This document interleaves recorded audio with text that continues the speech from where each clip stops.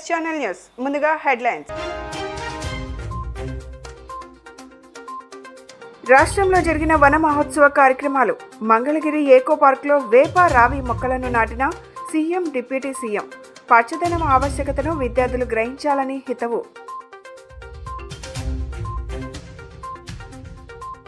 జిల్లా వ్యాప్తంగా వేడుకల వన ఉత్సవ కార్యక్రమాలు. బిషప్ హజరయ్య స్కూల్ ప్రాంగణంలో మొక్కలు నాటిన జిల్లా కలెక్టర్ సృజన, సెంట్రల్ ఎమ్మెల్యే బోండా ఉమా. మానవ మనుగడకు మొక్కలు నాటాల్సిన బాధ్యత ప్రతి ఒక్కరిపై ఉందని వెల్లడి.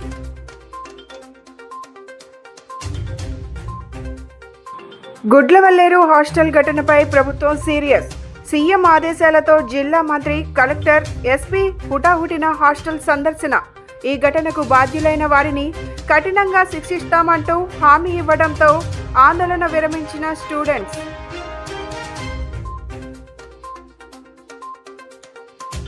విశాఖ భీమిలిలోని కస్తూరిబా విద్యాలయాన్ని ఆకస్మికంగా తనిఖీ చేసిన మంత్రి నారా లోకేష్.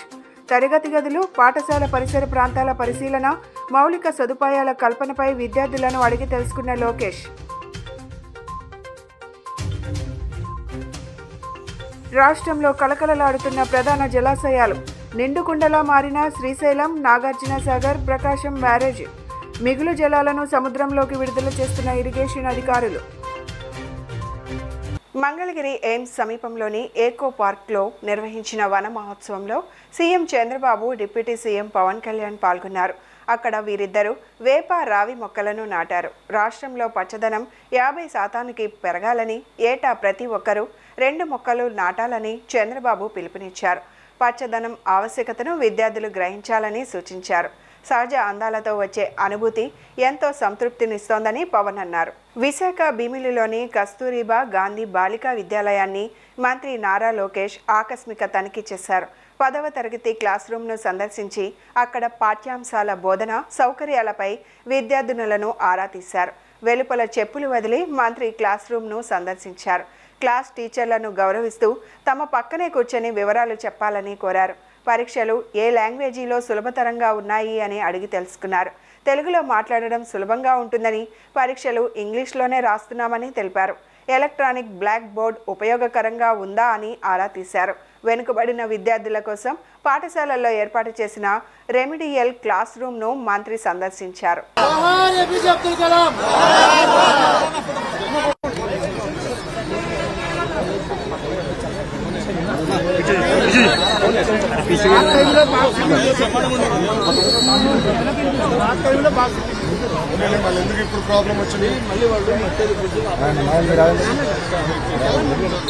కృష్ణా జిల్లా గుడ్లవల్లేరు ఇంజనీరింగ్ కళాశాలలో అర్ధరాత్రి విద్యార్థినుల ఆందోళనపై రాష్ట్ర ప్రభుత్వం సీరియస్గా తీసుకుందని మంత్రి కొల్లు రవీంద్ర తెలిపారు. విద్యార్థినుల ఆందోళనపై అధికారులను అడిగి వివరాలు తెలుసుకున్నానని, హిడెన్ కెమెరాల ఆరోపణలపై విచారణకు తమ ప్రభుత్వం ఆదేశించినట్లు తెలిపారు. విచారణలో తప్పు చేశారని తేలితే దోషులు, బాధ్యులపై కఠిన చర్యలు తప్పవని హెచ్చరించారు. మరోవైపు విద్యార్థినుల హాస్టల్లోని వాష్రూమ్స్లో రహస్య కెమెరాలు పెట్టిన ఘటనపై సీఎం చంద్రబాబు, మంత్రి లోకేష్ సీరియస్ అయ్యారని మంత్రి కొల్లు రవీంద్ర చెప్పారు.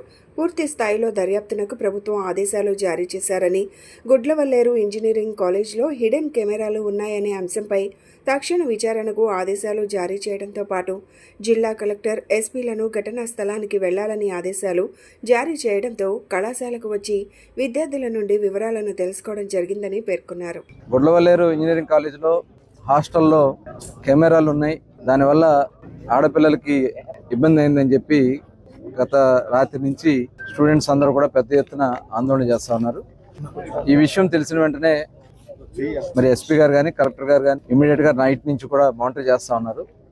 అట్లాగే గౌరవ ముఖ్యమంత్రి గారు చంద్రబాబు నాయుడు గారికి దృష్టికి వెళ్ళిన వెంటనే మమ్మల్ని అందరినీ కూడా ఇక్కడికి, మరి జిల్లాకు సంబంధించినటువంటి మంత్రిగా నన్ను, అలాగే శాసనసభ్యులు పెడన కాన్స్టిట్యున్సీ కృష్ణప్రసాద్ గారిని, అలాగే పామర్ కాన్స్టిట్యున్సీ శాసనసభ్యులు కుమార్ రాజా గారిని, మాజీ శాసనసభ్యులు రా వెంకటేశ్వరరావు గారిని, అలాగే మాజీ పార్లమెంట్ సభ్యులు కొనకళ్ళ నారాయణరావు గారిని, అలాగే కలెక్టర్ గారు, ఎస్పీ గారు అందరూ కూడా ఇక్కడ రావడం జరిగింది. స్టూడెంట్స్ అందరితో కూడా మాట్లాడుతూ కూడా జరిగింది. దాదాపు వాళ్ళు చెప్పేది ఏంటంటే 3 days బ్యాకే వార్డెన్ గారికి మేము చెప్పాం, ఇది యాజమాన్యం దృష్టికి కూడా వెళ్ళింది అని చెప్పి వాళ్ళు చెప్తా ఉన్నారు. అయినా కూడా అక్కడ ఎటువంటి ఇది జరగలేదు, దాని మీద మాకు భయం వేసి మేము అందరూ కూడా ఆందోళన తీర్చడం జరుగుతుందని చెప్పారు. వాళ్ళందరికీ కూడా, ఎందుకంటే ఇది చాలా దురదృష్టకరం. ఇక్కడైతే ఏం జరిగింది ఏంటనేది కూడా ఎంక్వైరీ జరగాల్సినటువంటి అవసరం ఉంది. పూర్తి స్థాయిలో విచారణ జరగాల్సినటువంటి అవసరం ఉంది. రాత్రి కంప్లైంట్ కూడా రిజిస్టర్ చేశారు, ఎఫ్ఐఆర్ కట్టారు. అయితే స్టూడెంట్స్ కూడా చాలామంది ఆడపిల్లలు ఏదో జరిగిపోయిందని చెప్పి తీవ్రమైనటువంటి ఆందోళనతో వాళ్ళందరూ కూడా భయపడుతూ ఉన్నారు. దీని మీద పూర్తి స్థాయిలో విచారణ చేయాలని చెప్పి ఇమ్మీడియట్గా ఆల్రెడీ 5 ఆడ లేడీ కానిస్టేబుల్స్తో అలాగే లేడీ సిఐలు, డిఎస్పీ గారు, ఎస్ఐల్ని, ఐటీకి సంబంధించిన వాళ్ళందరూ కూడా ఒక టీం కింద వేసి వాళ్ళతో ఇన్వెస్టిగేషన్ స్టార్ట్ చేయడం జరిగింది. మా ఇన్వెస్టిగేషన్ టీం ఆల్రెడీ ఇక్కడ రెడీగా ఉంది. 4 సభ్యులు మినిస్టర్ గారు కూడా చూశారు, ఇక్కడే ఉన్నారు. నేను చెప్పినటువంటి ఎన్ఎల్జేడి ఎక్విప్మెంట్ కూడా ఇక్కడే ఉంది. మీ సమక్షంలోనే ఎవరైతే ఒక టీం రండి, వాళ్ళ సమక్షంలో అన్ని చెక్ చేసిన తర్వాత మీరు లోపలికి వెళ్ళచ్చు. మేము ఈ ఇన్వెస్టిగేషన్ అత్యంత త్వరితగతిని కంప్లీట్ చేసి దీనిలో ఎవరైతే నేరం చేశారో వాళ్ళకి తప్పనిసరిగా శిక్ష పడేలాగా చేస్తాము. మా ఇన్వెస్టిగేషన్ అంతా కూడా ట్రాన్స్పరెంట్గా ఉంటుంది, సైంటిఫిక్గా ఉంటుంది. కాబట్టి దయచేసి మమ్మల్ని నమ్మి మీరు దయచేసి శ్రావణ మాసం ఆఖరి శుక్రవారం సందర్భంగా పిఠాపురం మహిళలకు సారే అందజేశారు ఉప ముఖ్యమంత్రి, స్థానిక శాసనసభ్యులు కొణిదెల పవన్ కళ్యాణ్. స్థానికంగా గల పురుహుతిక అమ్మవారి దేవాలయంలో పవన్ కళ్యాణ్ ఆదేశాలతో చీరల పంపిణీ కార్యక్రమం జరిగింది. ఈ కార్యక్రమంలో కాకినాడ ఎంపీ తంగెళ్ల ఉదయ్, ఎమ్మెల్సీ పిడుగు హరిప్రసాద్, పార్టీ ప్రధాన కార్యదర్శి నాగబాబు సతీమణి పద్మజ, నియోజకవర్గ ఇన్ఛార్జ్ మర్రెడ్డి శ్రీనివాస్ గారు, ఇతర నాయకులు పాల్గొన్నారు.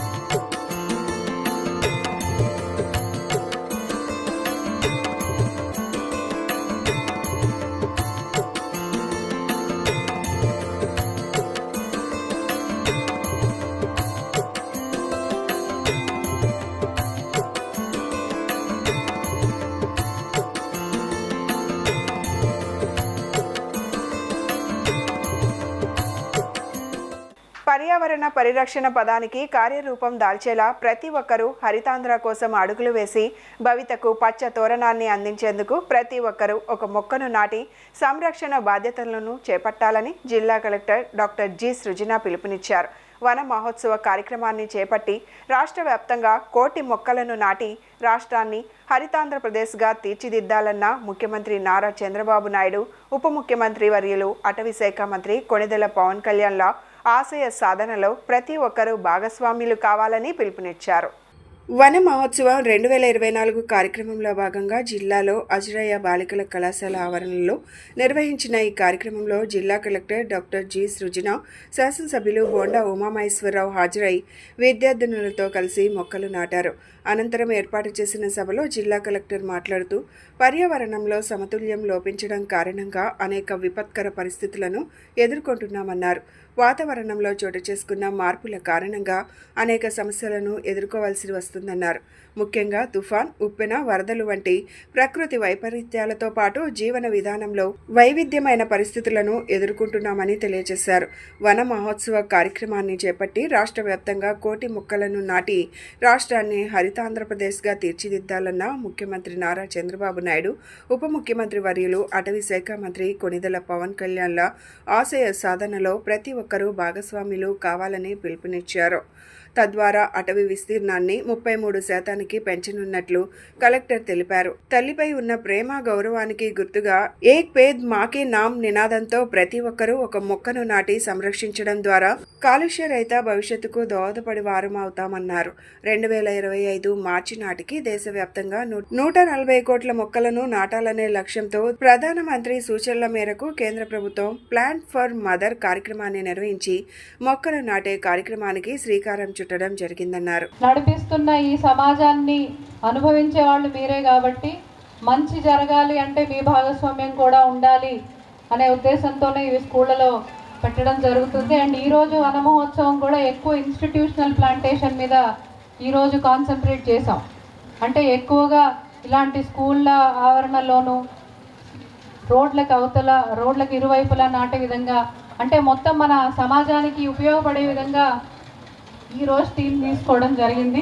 సో దయచేసి మీ ఇంట్లోనో మీ చుట్టుపక్కలలోనో మీ స్కూల్లో అయినా పర్వాలేదు, ఒక మొక్క నాటి అది బతికేంత వరకు కూడా బాధ్యత తీసుకుంటామనే ప్రతిజ్ఞ ఈరోజు మనందరం తీసుకోవాలనే ఒక ముఖ్య ఉద్దేశంతో ఈరోజు రాష్ట్ర వ్యాప్తంగా కూడా ఒక పండగలాగా జరపడానికి చూస్తున్నాం. ఈరోజు మీరందరూ కూడా ఖచ్చితంగా పార్టిసిపేట్ చేస్తారని మనసా వాచా కర్మేణాది ఈ ప్రతిజ్ఞ తీసుకొని ఖచ్చితంగా ఒక పచ్చని భవిష్యత్తు వైపు, లిటరలీ ఫిగరేటివ్లీ పచ్చని భవిష్యత్తు వైపు మనందరం కూడా నడవాలి అని మనస్ఫూర్తిగా కోరుకుంటూ వచ్చిన ప్రతి ఒక్కరికి కూడా నా శుభాకాంక్షలు. సెంట్రల్ శాసనసభ్యులు బోండా ఉమామహేశ్వరరావు మాట్లాడుతూ పచ్చని చెట్లు ప్రగతికి సోపానమని, వాతావరణ సమతుల్యానికి దోహదపడే చెట్లను విరివిరిగా పెంచాల్సిన అవసరం ఉందన్నారు.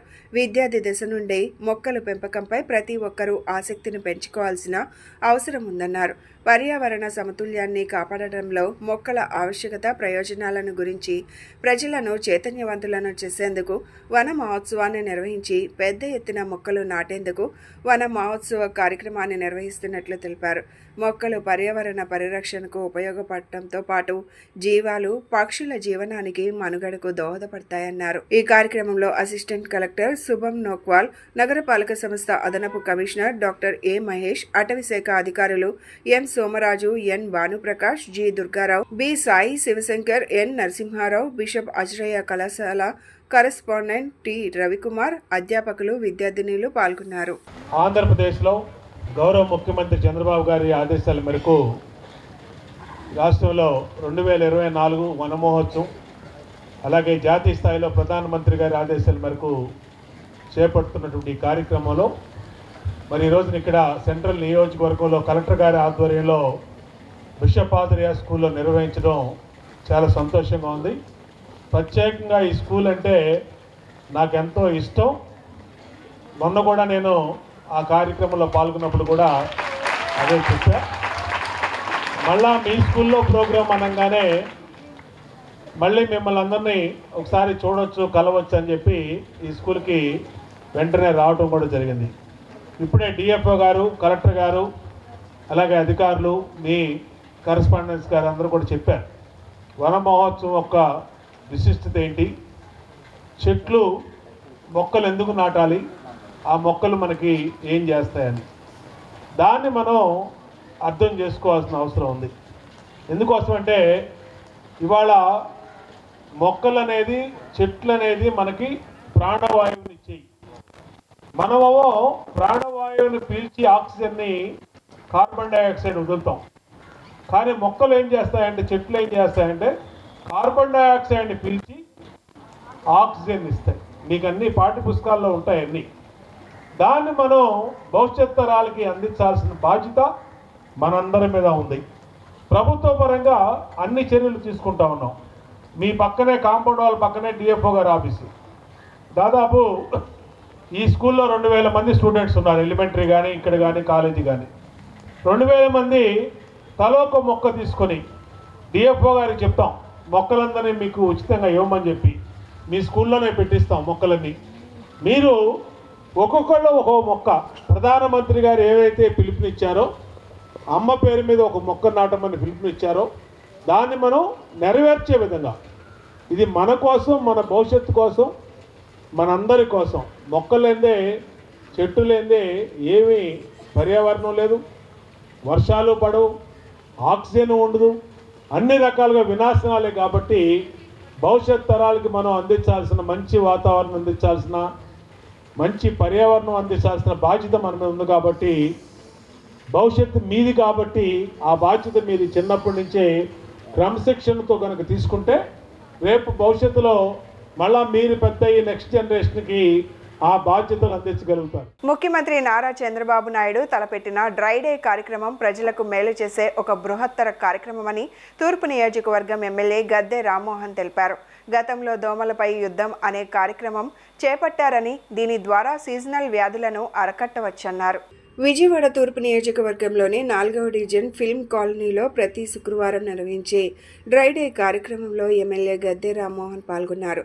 ఈ సందర్భంగా ఆయన మాట్లాడుతూ ప్రతి శుక్రవారం నిర్వహించే డ్రై డే కార్యక్రమంలో భాగంగా నేడు 4వ డివిజన్ ఫిల్మ్ కాలనీలో పర్యటించడం జరిగిందన్నారు. ఎప్పటికప్పుడు నిల్వ ఉన్న నీటిని తొలగించడం ద్వారా సీజనల్ వ్యాధులను అరికట్టవచ్చని సూచించారు. నీరు నిల్వ ఉండడంతో మలేరియా, టైఫాయిడ్, డెంగ్యూ, చికెన్ గున్యా వంటి వ్యాధులు ప్రబలే అవకాశం ఉందని చెప్పారు. గతంలో చంద్రబాబు నాయుడు దోమలపై యుద్ధం అనే కార్యక్రమం చేపట్టారని, ఆ కార్యక్రమాన్ని వైసీపీ ప్రభుత్వంలో కొందరు ఎగతాళి చేశారని మండిపడ్డారు. దోమలు నివారించడానికి తమ సొంత వాహనాలతో పొగబెట్టడం, కెమికల్స్ చల్లడం కార్యక్రమాలు ఎన్నో మేము చేశామని గుర్తు చేశారు. గురువారం కూడా డ్రై డే అని చెప్పి నారా చంద్రబాబు నాయుడు గారు ఈ కార్యక్రమాన్ని రాష్ట్రం అంతా కూడా చేపట్టడం జరిగింది. ఇవాళ దోమల వలన ఎంత హాని జరుగుతూ ఉందో, గత 5 సంవత్సరాల్లో కూడా ఎన్ని ప్రాణాలు కోల్పోయామో ఒకసారి ఆలోచన చేస్తే, జగన్మోహన్ రెడ్డి గారి నాయకత్వంలో ఉన్న ప్రభుత్వంలో ఆ రోజు నా దురదృష్టం, నేను కూడా శాసనసభ్యుడిగా ఉన్నప్పుడు ఆయన గతంలో నారా చంద్రబాబు నాయుడు గారు దోమల మీద యుద్ధం అని చెప్పి ఒక కార్యక్రమం పెడితే వాళ్ళు అవహేళన చేశారు, అపహాస్యం చేశారు. ఎన్నెన్ని మాటలు అన్నారు ఆ రోజు చంద్రబాబు గారిని. దోమల మీద యుద్ధం ఏంటి, ఒక కత్తికి దోమను తగిలిచ్చి రకరకాలుగా వ్యాఖ్యానం చేశారు. కానీ దోమల గురించి ఒక్కరోజు పొగబెట్టిన సందర్భం లేదు, ఏదైనా కెమికల్ జల్లిన సందర్భం లేదు. మేము మా సొంత వెహికల్స్లో దోమల ముందు కలుపుకుని మన నియోజకవర్గంలో కొన్నిసార్లు చల్లటం జరిగింది. ఆ 5 సంవత్సరాలు చేసిన పాపం వల్ల దోమలు విపరీతంగా పెరిగిపోయి ఇవాళ డెంగ్యూ ఇలాంటి వ్యాధులు అనేక మంది వాళ్ళ హాస్పిటల్లో వెళ్ళండి. దోమకాటు ద్వారా ఇందాక మైకులో చెబుతున్నట్లుగా డెంగ్యూ కానీ లేకపోతే ఇతర టైఫాయిడ్ కానీ ఇతర వ్యాధులు వచ్చి అనేక మంది ప్రాణాలు కోల్పోతున్నారు. ఇవాళ దానికోసమే మరలా యుద్ధం ప్రకటించారు చంద్రబాబు గారు. ఖచ్చితంగా ప్రజలు కూడా సహకరిస్తే దోమల బారి నుంచి మన ప్రజల్ని కాపాడుకోగలుగుతాం. ప్రజా సమస్యలు పరిష్కరించడంలో బీజేపీ ముందుంటుందని, అందుకే ప్రజలు మూడోసారి మోదీని ప్రధానిని చేశారని ఏపీ బీజేపీ అధ్యక్షురాలు రామమహేంద్రవరం ఎంపీ దగ్గుపాటి పురంధేశ్వరి అన్నారు. ఎప్పటికప్పుడు సమస్యలు పరిష్కరించి పేదల పక్షాన నిలుస్తుంది కాబట్టే మూడోసారి తమ పార్టీకి పట్టం కట్టారని ఆమె చెప్పారు. విజయవాడలో నిర్వహించిన బీజేపీ యువమోర్చా సమావేశంలో పురంధేశ్వరి పాల్గొన్నారు. ఈ సందర్భంగా ఏపీ బీజేపీ అధ్యక్షురాలు పురంధేశ్వరి మాట్లాడుతూ, గుడ్లవల్లేరు కాలేజీలో విద్యార్థినుల బాత్రూమ్ సీసీ కెమెరాలు పెట్టిన ఘటన బాధాకరం. ఇలాంటి ఘటన సిగ్గుపడాల్సిన విషయం. ఈ దుశ్చర్యకు పాల్పడిన వారిపై కఠిన చర్యలు తీసుకోవాలి. దీనిపై రాష్ట్ర ప్రభుత్వం విచారణ చేసి నిందితులను కఠినంగా శిక్షించాలి. సెప్టెంబర్ 1 ఏపీలో బీజేపీ సభ్యత్వ నమోదు కార్యక్రమం ప్రారంభిస్తున్నాం. ఏపీలో 1 కోటి మందికి సభ్యత్వం ఇవ్వడమే లక్ష్యం. 2014లో దేశవ్యాప్తంగా 11 కోట్ల మంది సభ్యులుగా చేరారు. కరోనా కారణంగా 5 ఏళ్లుగా సభ్యత్వ నమోదు కార్యక్రమం చేయలేదు. ప్రస్తుతం 18 కోట్ల మంది పార్టీలో సభ్యులుగా ఉన్నారు. గత పార్లమెంట్ ఎన్నికలో మా పార్టీపై దుష్ప్రచారం జరిగింది. అందువల్లే మేము 40-50 సీట్లు కోల్పోయాం. కేంద్ర ప్రభుత్వం రిజర్వేషన్లకు కట్టుబడి ఉంది. రాజ్యాంగాన్ని తీసివేసే ప్రసక్తే లేదు. యువ మోర్చా నాయకులు కేంద్ర ప్రభుత్వం యువతకు అందిస్తున్న పథకాలను ప్రజల్లోకి తీసుకువెళ్లాలి. కోపర్తి, ఓర్వకల్లు 2 ప్రాంతాలలో పారిశ్రామిక అభివృద్ధి జరుగుతుంది. వేల కోట్ల రూపాయలతో అక్కడ పరిశ్రమలు రానున్నాయి. వీటి ద్వారా సుమారు 1,00,000 మందికి ఉపాధి లభిస్తుంది. రాయలసీమ ప్రాంతం అభివృద్ధి చెందుతుంది అని చెప్పారు. సమూలమైనటువంటి సభ్యత్వ నమోదు కార్యక్రమం అప్పట్లో మనం చేసుకున్నాం. అప్పట్లో కార్యకర్తలు కింద బాగా కష్టించి పనిచేసినటువంటి సందర్భంలో భారతీయ జనతా పార్టీ 11 కోట్ల మంది సభ్యుల్ని అప్పట్లో నమోదు చేసుకోవడం జరిగింది. సాధారణంగా 6 సంవత్సరాలకు ఒకసారి సమూలమైనటువంటి సభ్యత్వ నమోదు జరిగితే 3 సంవత్సరాలకు ఒక్కసారి మధ్యంతరంగా మళ్ళీ ఒక్కసారి సభ్యత్వ నమోదు కార్యక్రమాన్ని చేపడతాం. సో 2014లో జరిగితే తిరిగి 2019లో సాధారణంగా 3 సంవత్సరాలకు ఒకసారి, కానీ అనివార్య కారణాల వల్ల తిరిగి 2019లో చేసుకున్నాము. అప్పట్లో మరొక 7 కోట్ల మంది పార్టీలో చేరారు. కనుక ఇవాళ దేశంలో భారతీయ జనతా పార్టీ బలం 18 కోట్ల సభ్యులతో ఇవాళ భారతీయ జనతా పార్టీ మన దేశంలో ఉన్నది. ఆంధ్ర రాష్ట్రానికి వచ్చేటప్పటికి 2014 సంవత్సరంలో 27 లక్షల మందిని చేర్చుకోవటం జరిగింది. తిరిగి 2019లో అదనంగా ఇంకొక 7-8 లక్షల మంది చేరినటువంటి సందర్భంలో 38 లక్షల సభ్యులు ఇవాళ భారతీయ జనతా పార్టీకి ఆంధ్ర రాష్ట్రంలో కలరు. ముఖ్యమంత్రి నారా చంద్రబాబు నాయుడు రాష్ట్రాన్ని హరితాంధ్రప్రదేశ్గా మారిస్తే మాజీ ముఖ్యమంత్రి వైఎస్ జగన్మోహన్ రెడ్డి చెట్ల రహిత ఆంధ్రప్రదేశ్గా మార్చారని తూర్పు నియోజకవర్గం ఎమ్మెల్యే గద్దె రామ్మోహన్ విమర్శించారు. ప్రతి ఒక్కరూ మొక్కలు నాటాలని, అలాగే ముందు తరాల భద్రత కోసం మొక్కలను బిడ్డల్లా పెంచి పోషించాల్సిన అవసరం ఉందన్నారు. విజయవాడ తూర్పు నియోజకవర్గంలోని 4వ డివిజన్ ఫిల్మ్ కాలనీలో వన మహోత్సవ కార్యక్రమంలో భాగంగా మొక్కలు నాటే కార్యక్రమంలో నియోజకవర్గ శాసనసభ్యులు గద్దె రామ్మోహన్ పాల్గొన్నారు. ఈ కార్యక్రమంలో భాగంగా పార్టీ శ్రేణులతో కలిసి మొక్కలను నాటారు. ఈ సందర్భంగా ఆయన మాట్లాడుతూ ప్రతి ఒక్కరూ మొక్కలు నాటాలని, అలాగే ముందు తరాల భద్రత కోసం మొక్కలను బిడ్డలుగా పెంచి పోషించాల్సిన అవసరం ఉందన్నారు. విద్యార్థి దశలో ఉన్నప్పుడే అశోకుడు చెట్లు నాటాడని, చదువుకునే ఉంటారని, చెట్లు నాటడం ద్వారా ఎన్నో ప్రయోజనాలు ఉన్నాయని చెప్పారు. గతంలో జన్మభూమి కార్యక్రమం ద్వారా నారా చంద్రబాబు చెట్లను నాటే బృహత్తర కార్యక్రమాన్ని చేపట్టిన విషయాన్ని గుర్తు చేశారు. ఆయన చేపట్టిన మొక్కలు నాటే కార్యక్రమం ఒక ఉద్యమంలాగా సాగిందన్నారు. చెట్లను పెంచడం ద్వారా ఎండ తీవ్రత కనీసం 2 నుంచి 3 డిగ్రీల వేడిమి తగ్గించవచ్చని వ్యాఖ్యానించారు. ప్రతి ఒక్కళ్ళు వాళ్ళ విద్యార్థి దశలు ఉన్నప్పుడు అశోకుడు మొక్కలు నాటినని చెప్పి అనే కార్యక్రమం ఇప్పుడు కూడా చెవుల్లో రింగులు తిరుగుతూ ఉంది. ఆయన ఎన్నో వందల సంవత్సరాల క్రితం ఆయన మొక్క నాటితే అది చరిత్రలో నిలిచిపోయింది. అదేవిధంగా నారా చంద్రబాబు నాయుడు గారు నాకు తెలిసి ఒక ఉద్యమం లేక మొక్కలు నాటే కార్యక్రమం చేపట్టిన మొట్టమొదటి ముఖ్యమంత్రి నారా చంద్రబాబు నాయుడు గారు నేను అనుకుంటాను. ఎందుకంటే ప్రతి శుక్రవారం మొక్కలు నాటే కార్యక్రమం జన్మభూమి కావచ్చు, శ్రమదానం కావచ్చు, ఈ రెండింటిని అనుసంధానం చేసి కావచ్చు, ప్రతి శుక్రవారం మొక్కలు నాటే కార్యక్రమం ఆ కాలనీలో పోటీపడి, ఒక్క కాలనీ చూసి ఇంకో కాలనీ, ఒక ఊరు చూసి ఇంకో ఊరు పోటీపడి మొక్కలు నాటారు. దాని పర్యవసానమే ఇవాళ కాలనీలన్నీ కూడా పచ్చగా ఉన్నాయి. మరలా ఈ రోజున వన మహోత్సవం సందర్భంగా ఇవాళ మొక్కలు నాటే కార్యక్రమం చేపట్టడం జరిగింది. మన దురదృష్టం ఏంటి, మనం కూడా ఒక ముఖ్యమంత్రి చూసాం గత 5 సంవత్సరాలు జగన్మోహన్ రెడ్డి గారు. మరి మొక్కలు నరకటం అనేది విచ్చలవిడిగా నరికేయటం. ఆయన ఏ ఊరు వెళ్ళినా మొట్టమొదటి కార్యక్రమం మొక్కలు నాటడం.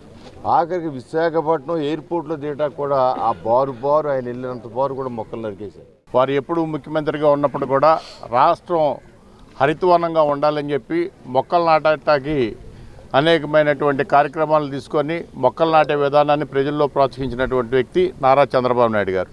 మరలా ఈరోజు నారా చంద్రబాబు నాయుడు గారు ముఖ్యమంత్రిగా వచ్చిన తర్వాత రాష్ట్ర వ్యాప్తంగా ఈ రోజున వన మహోత్సవ కార్యక్రమానికి శ్రీకారం చుట్టారు.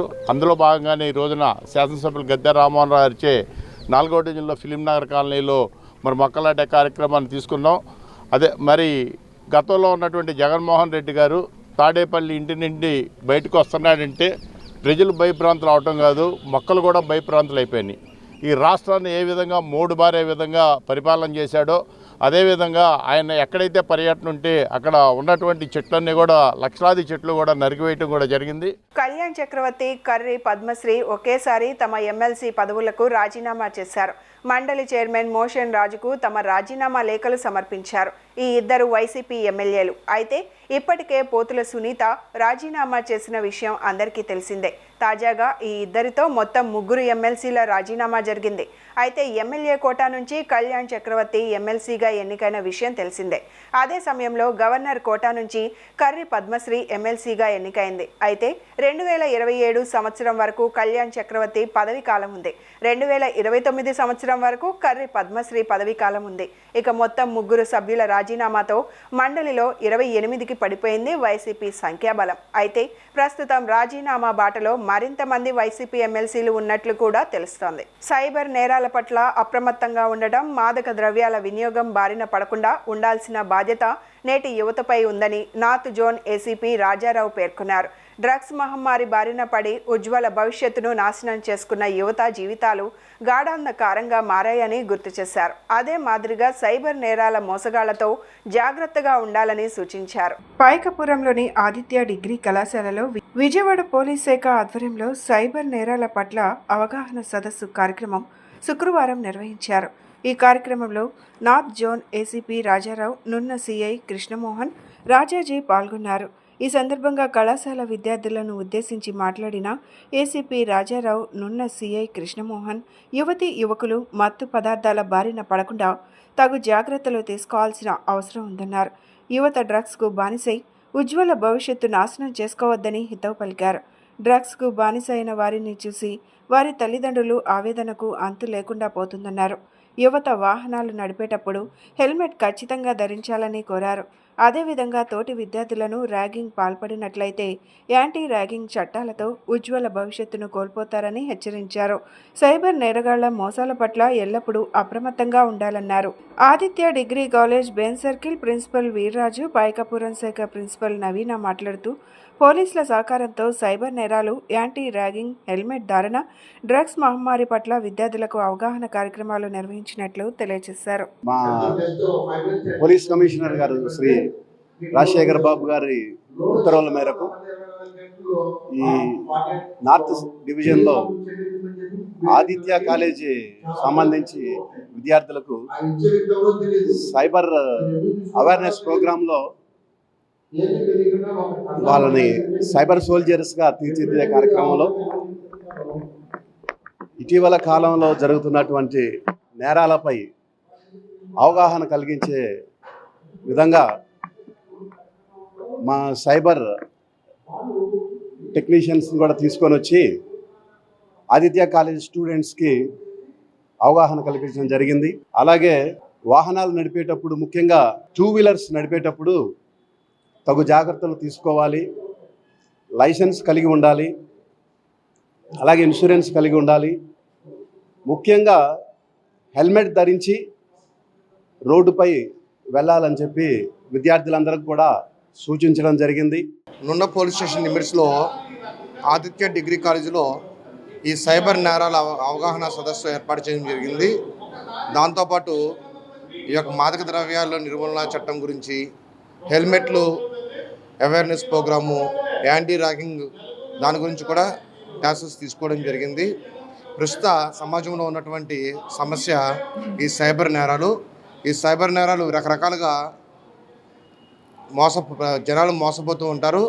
దాని గురించి గౌరవనీయులైన పోలీస్ కమిషనర్ గారు దీని గురించి ఒక యాప్ రూపొందించడం జరిగింది.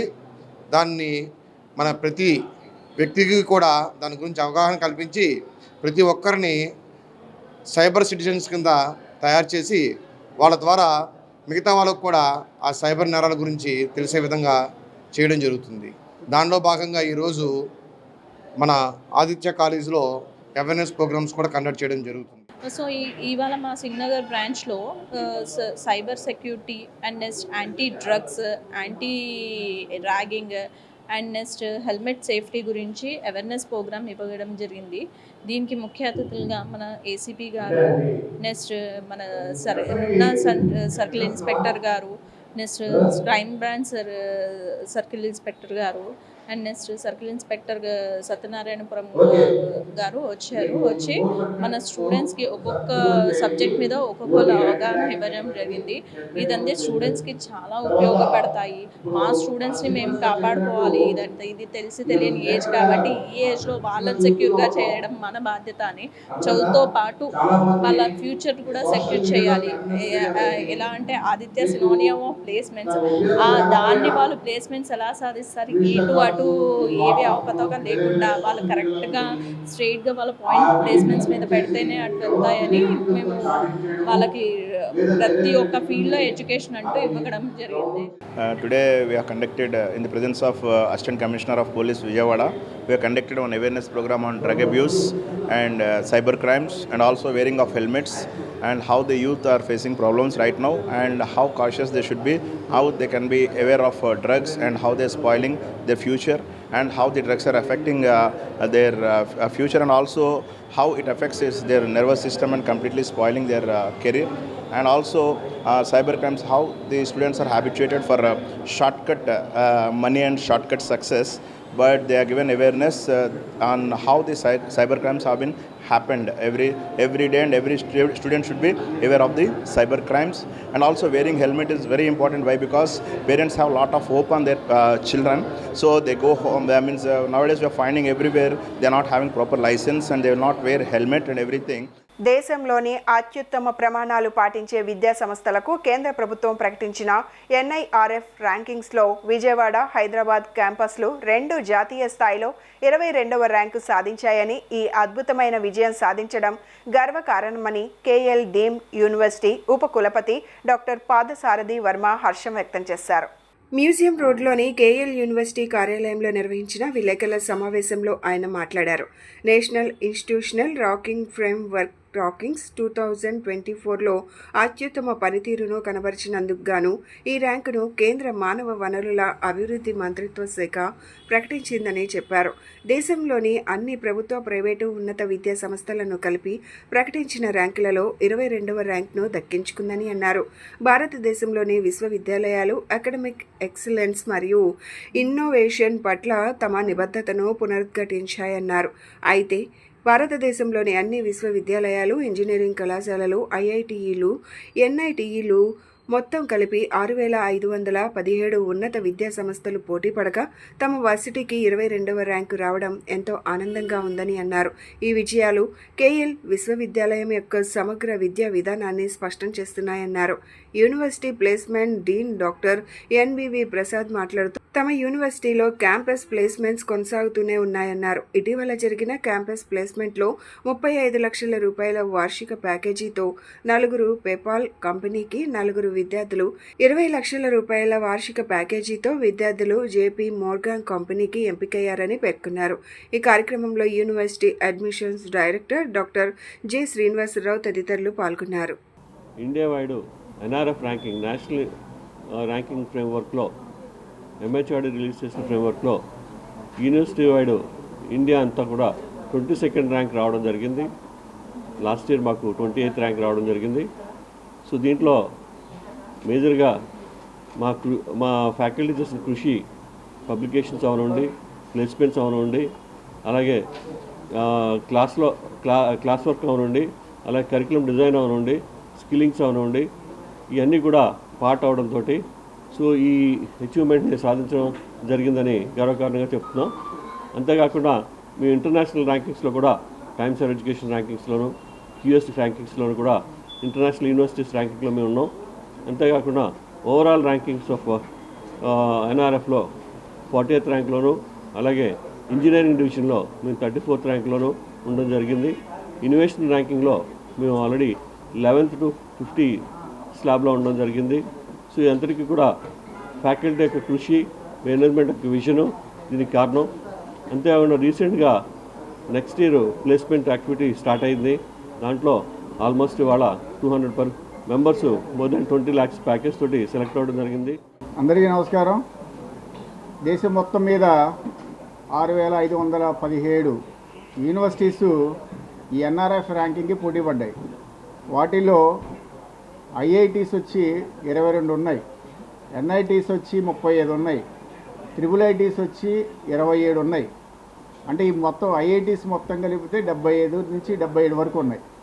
వీటిల్లో దేశం మొత్తంలో 22వ ర్యాంకు కేఎల్ యూనివర్సిటీకి దక్కింది. అంటే ఇంత పెద్ద పెద్ద యూనివర్సిటీలు ఐఐటీస్, ఎన్ఐటీస్, ట్రిపుల్ ఐటీస్ అన్నీ కూడా పోటీలో ఉన్నప్పుడు కూడాను కేఎల్ యూనివర్సిటీకి 22వ ర్యాంకు రావడం నిజంగా చాలా గర్వకారణంగా మేము చెప్పుకుంటున్నాము. తెలుగు రాష్ట్రాల్లో ఏపీలో అయితే నెంబర్ 1 పొజిషన్లో ఉంది.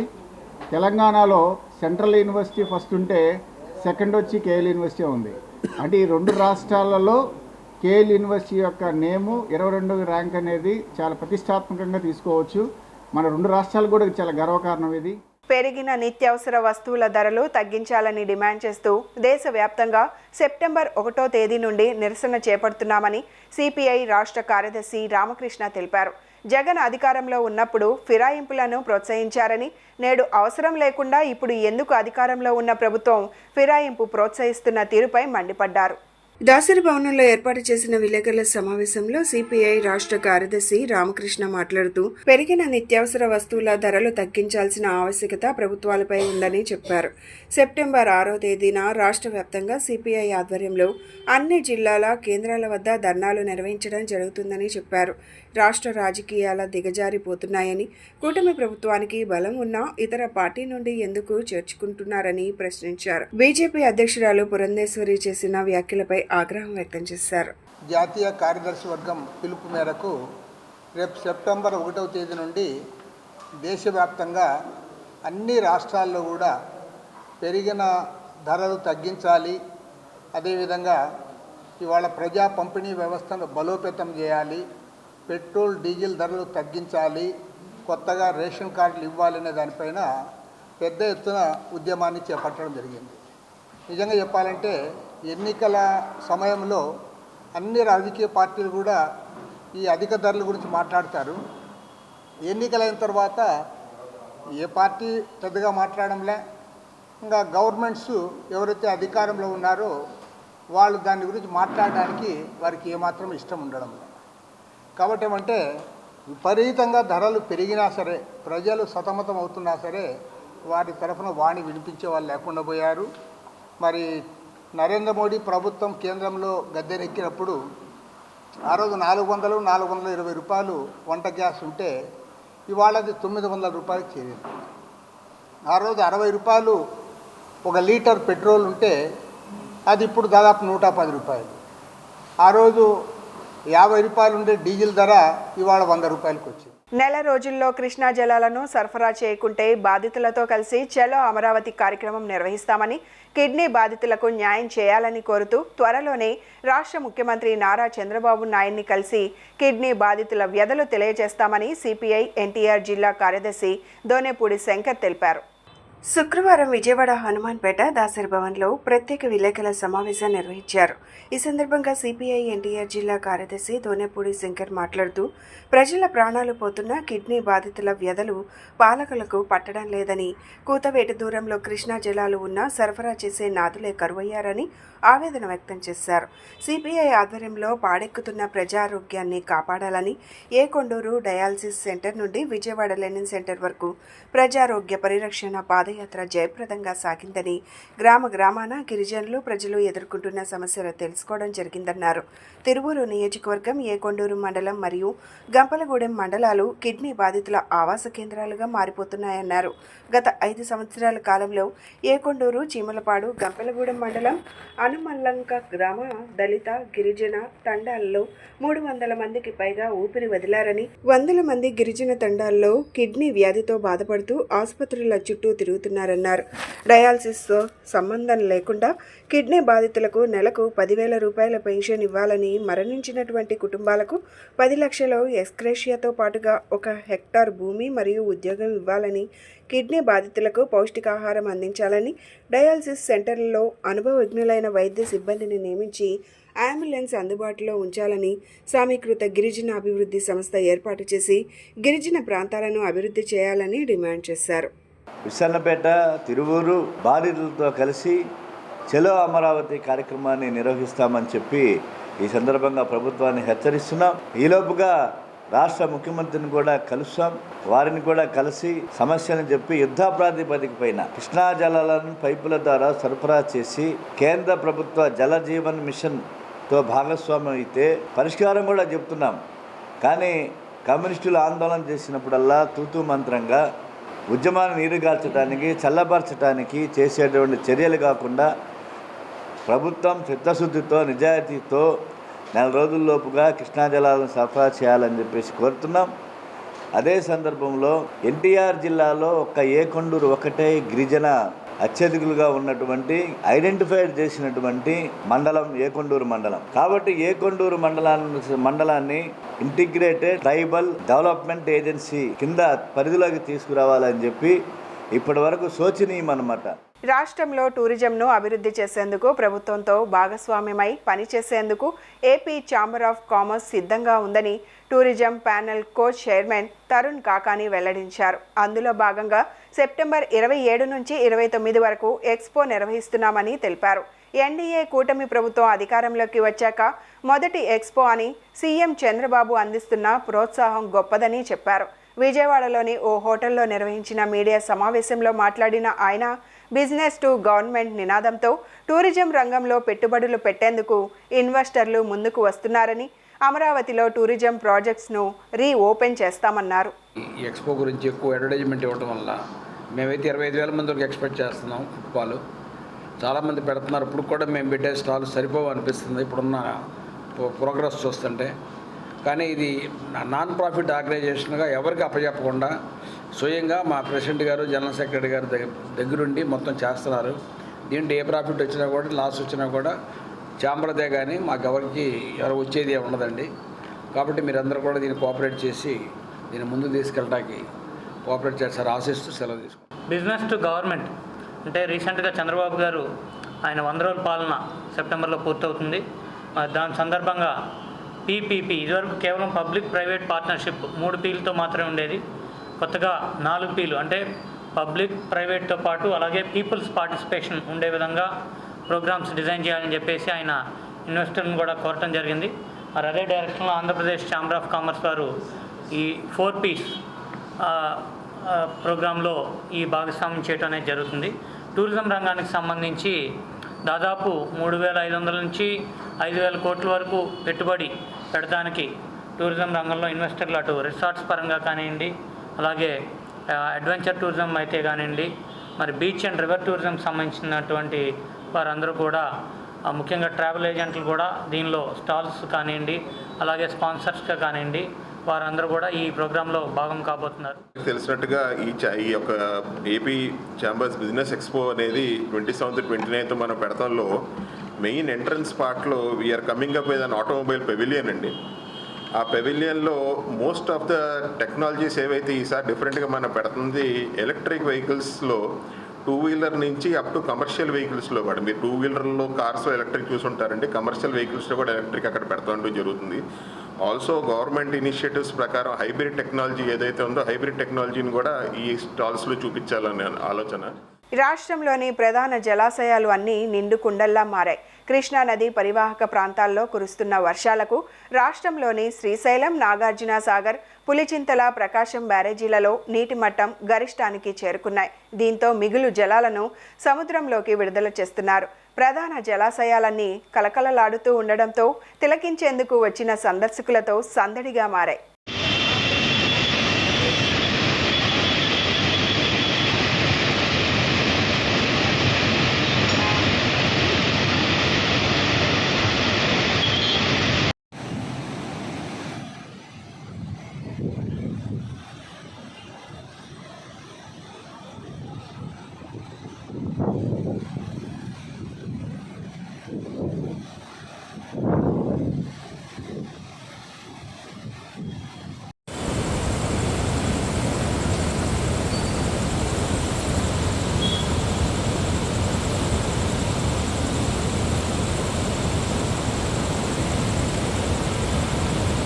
బులెటిన్ ముగించే ముందు హెడ్లైన్స్ మరొకసారి. రాష్ట్రంలో జరిగిన వన మహోత్సవ కార్యక్రమాలు. మంగళగిరి ఏకో పార్క్లో వేప, రావి మొక్కలను నాటిన సీఎం, డిప్యూటీ సీఎం. పచ్చదనం ఆవశ్యకతను విద్యార్థులు గ్రహించాలని హితవు.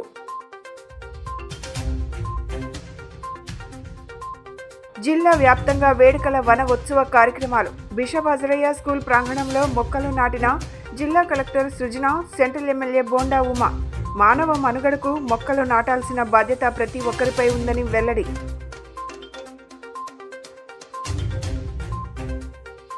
గుడ్లవల్లేరు హాస్టల్ ఘటనపై ప్రభుత్వం సీరియస్. సీఎం ఆదేశాలతో జిల్లా మంత్రి, కలెక్టర్, ఎస్పీ హుటాహుటిన హాస్టల్ సందర్శన. ఈ ఘటనకు బాధ్యులైన వారిని కఠినంగా శిక్షిస్తామంటూ హామీ ఇవ్వడంతో ఆందోళన విరమించిన స్టూడెంట్స్.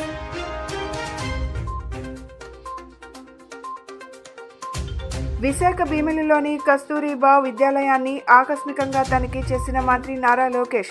తరగతి గదులు, పాఠశాల పరిసర ప్రాంతాల పరిశీలన, మౌలిక సదుపాయాల కల్పనపై విద్యార్థులను అడిగి తెలుసుకున్న లోకేష్. రాష్ట్రంలో కలకలలాడుతున్న ప్రధాన జలాశయాలు. నిండుకుండలా మారిన శ్రీశైలం, నాగార్జునసాగర్, ప్రకాశం బ్యారేజ్. మిగులు జలాలను సముద్రంలోకి విడుదల చేస్తున్న ఇరిగేషన్ అధికారులు. ఇవి ఈనాటి bulletin updates. Keep watching S channel news.